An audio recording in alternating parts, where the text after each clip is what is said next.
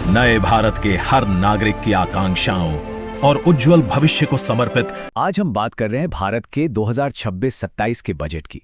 लेकिन इसे सिर्फ आंकड़ों का लेखा जोखा समझने की भूल मत कीजिएगा। नहीं, ये असल में एक खाका है, एक ब्लूप्रिंट जो आने वाले दशकों के लिए भारत के भविष्य को एक नई शक्ल देने का वादा करता है। और जानते हैं इस पूरे विजन का सार क्या है? वो इस एक लाइन में छिपा है, विकसित भारत। ये लक्ष्य बहुत बड़ा है, बहुत महत्वाकांक्षी है, एक डेवलप्ड नेशन बनना। लेकिन इसमें एक बहुत जरूरी शर्त भी जुड़ी है, और वो ये कि इस सफर में कोई भी पीछे नहीं छूटना चाहिए। तो इस आर्थिक ब्लूप्रिंट को समझने के लिए चलिए इसके मुख्य स्तंभों को एक एक करके देखते हैं। हम विकसित भारत के विजन से शुरू करेंगे, फिर मैन्युफैक्चरिंग और सर्विस सेक्टर पर बात करेंगे और देखेंगे कि कैसे इंफ्रास्ट्रक्चर इन सबको एक साथ जोड़ता है। तो चलिए सबसे पहले यह समझते हैं कि इस पूरी योजना के पीछे सोच क्या है, फिलॉसफी क्या है। क्योंकि देखिए, ये बजट सिर्फ नंबरों का खेल नहीं है। इसके पीछे सरकार के काम करने के तरीके यानी गवर्नेंस को लेकर एक बिल्कुल नया नजरिया है। और ये स्लाइड उस बदलाव को साफ साफ दिखाती है। अब बात दुविधा की नहीं बल्कि एक्शन की है, सिर्फ बयानबाजी नहीं बल्कि असल सुधारों की है, और लोक लुभावनवाद से हटकर लोगों पर ध्यान केंद्रित करने की है। मतलब साफ है, अब जमीन पर दिखने वाले नतीजे चाहिए। जैसे एक मजबूत घर के लिए एक ठोस नींव चाहिए, वैसे ही एक मजबूत इकोनॉमी के लिए भी कुछ बुनियादी स्तंभ चाहिए। और ये वही स्तंभ हैं जिन्हें ये बजट खड़ा करने की कोशिश कर रहा है। लगभग 7% की लगातार ग्रोथ, महंगाई काबू में और सरकारी खर्च पर अनुशासन, ये सब मिलकर वो नींव बनाएंगे जिस पर विकास की इमारत टिकेगी। अच्छा, तो नींव तो बन गई, अब इस पर दौड़ाने के लिए इंजन भी तो चाहिए। तो चलिए पहले इंजन पर नजर डालते हैं जिसे ये बजट रफ्तार देने वाला है। वो है मैन्युफैक्चरिंग। ये भारत की आर्थिक तरक्की का एक बहुत बड़ा ड्राइवर बनने वाला है। और ये जो हम देख रहे हैं ये इसी दोहरी सोच को दिखाता है। एक तरफ है औद्योगिक महत्वाकांक्षा यानी इंडस्ट्रियल कैपेसिटी को बढ़ाना, और दूसरी तरफ है सस्टेनेबल ग्रोथ यानी ऐसा विकास जो टिकाऊ हो। ये एक ही सिक्के के दो पहलू हैं। तो रणनीति बिल्कुल साफ है। फोकस उन इंडस्ट्रीज पर है जो हाई वैल्यू हैं और टेक्नोलॉजी में आगे हैं, जैसे semiconductors, biopharma, rare earth magnets. मतलब बात सिर्फ ज्यादा बनाने की नहीं है बल्कि बेहतर बनाने की है, भविष्य की टेक्नोलॉजी बनाने की है। क्वालिटी और इनोवेशन, यही गेम है। लेकिन रुकिए, ये कहानी सिर्फ बड़ी बड़ी कंपनियों की नहीं है। असल में इस सेक्टर की रीढ़ की हड्डी तो है MSMEs यानी हमारे छोटे और मध्यम दर्जे के उद्योग। और सरकार का मानना है कि जब तक ये चैंपियन नहीं बनेंगे तब तक असली औद्योगिक विकास नहीं हो सकता। तो इनकी मदद कैसे की जाएगी? ये बहुत दिलचस्प है। यह सिर्फ पैसा देने की बात नहीं है। यहां एक 3 तरफा सपोर्ट सिस्टम बनाया जा रहा है।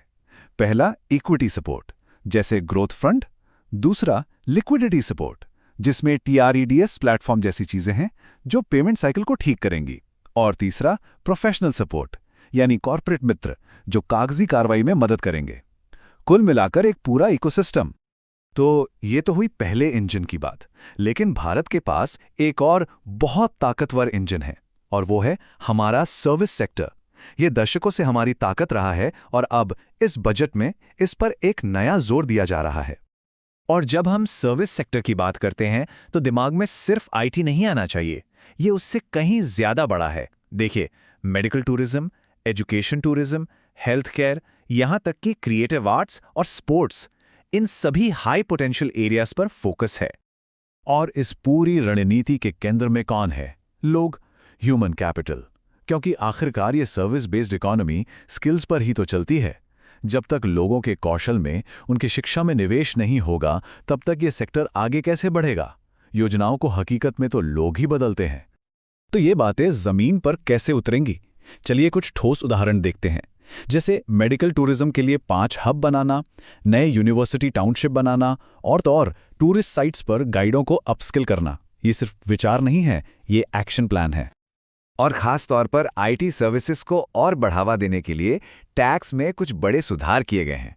देखिए, सेफ हार्बर थ्रेशोल्ड को 300 करोड़ से बढ़ाकर सीधा 2000 करोड़ कर दिया गया है। क्लाउड सर्विसेज देने वाली विदेशी कंपनियों को टैक्स में छूट दी गई है। इन सब का एक ही मकसद है, भारत को एक और भी आकर्षक ग्लोबल IT हब बनाना। तो हमारे पास दो इंजन हो गए, मैन्युफैक्चरिंग और सर्विसेज। लेकिन इन इंजनों को दौड़ाने के लिए एक मजबूत सड़क, एक ठोस जमीन भी तो चाहिए। और वही जमीन है इंफ्रास्ट्रक्चर, यानी बुनियादी ढांचा। इसके बिना ये दोनों इंजन पूरी रफ्तार से नहीं दौड़ सकते। और इस काम को लेकर सरकार कितनी सीरियस है, उसका अंदाजा सिर्फ इस एक नंबर से लगाइए, 12.2 लाख करोड़ रुपए। ये वो रकम है जो पब्लिक कैपिटल एक्सपेंडिचर पर खर्च होने का अनुमान है। ये भविष्य बनाने के लिए एक जबरदस्त निवेश है। ये चार्ट इस पूरी कहानी को और साफ कर देता है। देखिए, वित्त वर्ष 15 में ये खर्च था 2 लाख करोड़ और अब वित्त वर्ष 27 में ये 12 लाख करोड़ के पार जा रहा है। ये कोई छोटी मोटी बढ़त नहीं है, ये एक क्वांटम लीप है। ये दिखाता है कि देश के भविष्य को लेकर कितना बड़ा दांव लगाया जा रहा है। तो सवाल ये है कि इतना पैसा जा कहाँ रहा है? ये जा रहा है बड़े बड़े प्रोजेक्ट्स में। नए डेडिकेटेड फ्रेट कॉरिडोर बन रहे हैं, 20 नए नेशनल वाटरवेज चालू हो रहे हैं, 7 हाई स्पीड रेल कॉरिडोर बनाए जा रहे हैं। मकसद सिर्फ एक है, पूरे देश को बेहतर तरीके से जोड़ना। और इसके पीछे का लॉजिक बहुत सीधा और पावरफुल है। जब सामान और लोग एक जगह से दूसरी जगह तेजी से और आसानी से पहुंचते हैं तो इकोनॉमी अपने आप रफ्तार पकड़ लेती है। एक अच्छा लॉजिस्टिक्स नेटवर्क किसी भी देश की अर्थव्यवस्था की लाइफलाइन होता है। तो हमने मैन्युफैक्चरिंग की बात की, सर्विसेज की बात की और इंफ्रास्ट्रक्चर की भी। लेकिन अब इन सब टुकड़ों को जोड़कर देखते हैं, बड़ी तस्वीर क्या बनती है। ये सब मिलकर हमें क्या कहानी बताते हैं। रणनीति बहुत साफ है। एक तरफ इंफ्रास्ट्रक्चर में जबरदस्त निवेश करके एक मजबूत नींव तैयार की जा रही है और इस नींव पर मैन्युफैक्चरिंग और सर्विसेज के दोहरे इंजनों को पूरी ताकत से दौड़ाने का प्लान है। सब कुछ एक दूसरे से जुड़ा हुआ है। और ये सब हमें वापस बजट के उसी मूल मंत्र पर ले आता है जो कहता है अब देश की क्षमता को प्रदर्शन में बदलना है और हर आकांक्षा को उपलब्धि में बदलना है। तो ब्लूप्रिंट हमारे सामने है, लक्ष्य भी साफ है, लेकिन आखिरी और सबसे बड़ा सवाल यही बना हुआ है, क्या ये ब्लूप्रिंट विकसित भारत की आकांक्षा को एक ठोस उपलब्धि में बदल पाएगा? इसका जवाब तो सिर्फ आने वाला वक्त ही देगा।